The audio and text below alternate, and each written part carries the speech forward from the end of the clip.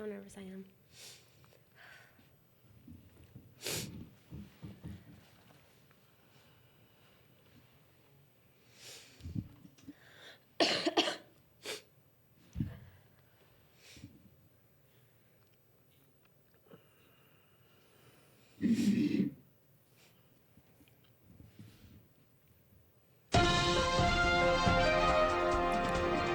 Good afternoon, and thank you for tuning in to LTCC News. It's the top of the hour, and I'm John Fornaro. And I'm Catherine Fiorillo with our top story. Mayday, Mayday, engine flameout was the flight crew's last correspondence. The team who was flying the Trans-Asia ATR-27, which went down moments after takeoff Tuesday night in New Taipei City. The plane clipped the Nanyang Bridge before ultimately landing in the Keelung River. Of the flight's 58 passengers, 7 are injured, 20 remain missing, and tragically, 31 people's lives were lost. 5 passengers traveling on the Metro North train that crashed Tuesday evening in the suburb of White Plains tragically died when the train that was traveling at top speed collided with the Jeep Cherokee that was stuck on the crossing in Valhalla, New York. 15 others were injured, with 7 of them being in serious condition. The MTA said the crash was the deadliest accident for Metro North and the second largest for commuter railroader in the U.S.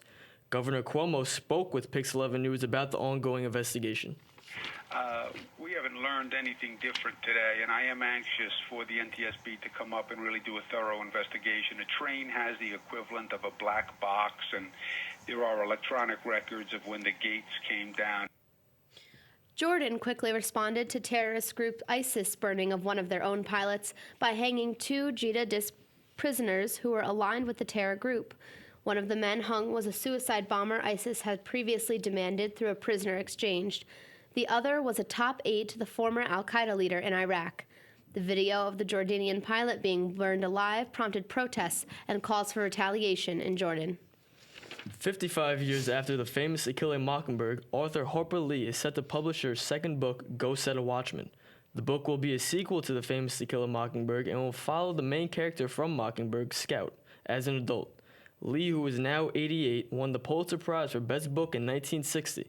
Lee was urged from the small handful of people who read Go Set a Watchman that the book was worthy of publication and the rest of the world would be lucky enough to have the chance to follow the infamous Scout Finch. Go Set a Watchman is set to be published July 14th, 2015.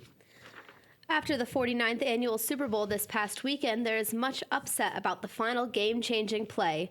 Within the final minutes, the game seemed to be Seattle's for the taking. With 26 seconds to play, it was assumed the Seahawks would hand the ball off to Marshawn Lynch for a 1-yard touchdown to secure a win, which would have made them the first back-to-back champions in a decade.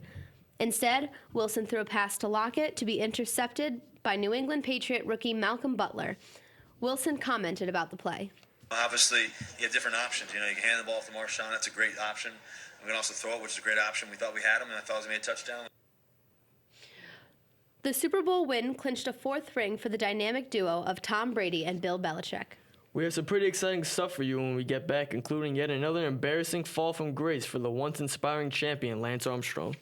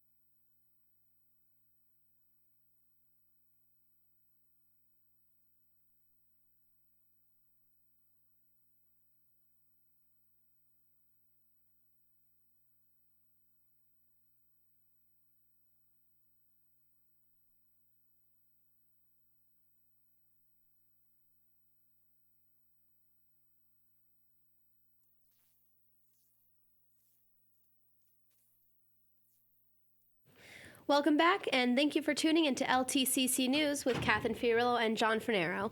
Our top story now is Lance Armstrong's latest embarrassing incident, and with that, here's John.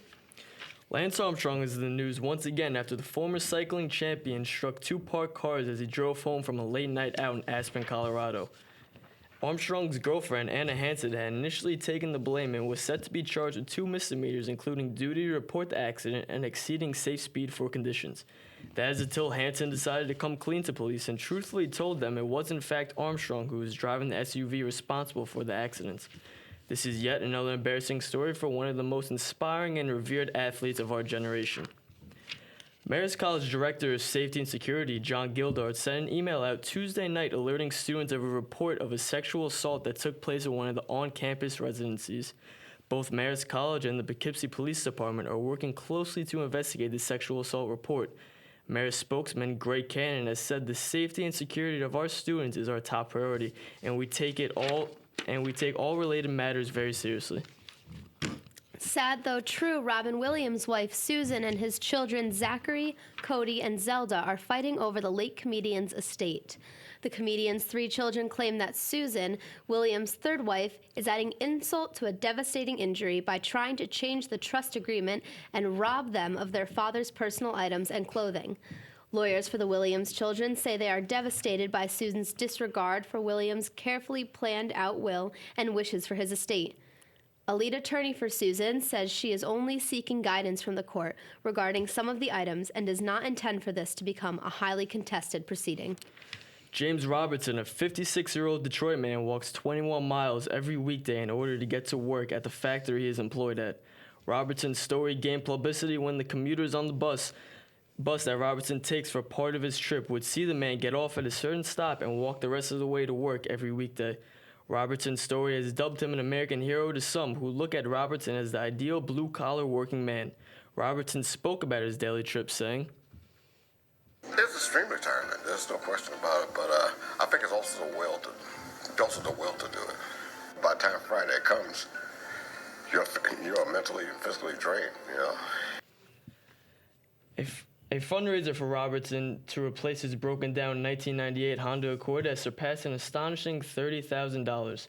19-year-old Evan Leedy, who set up the fundraising page, has said the effort has skyrocketed to more than just a car. As donor Betty Blanchard put it, we could use more men like James Robertson in this world. And that's all for our show. I'm Catherine Fiorillo with John Finero, and thank you for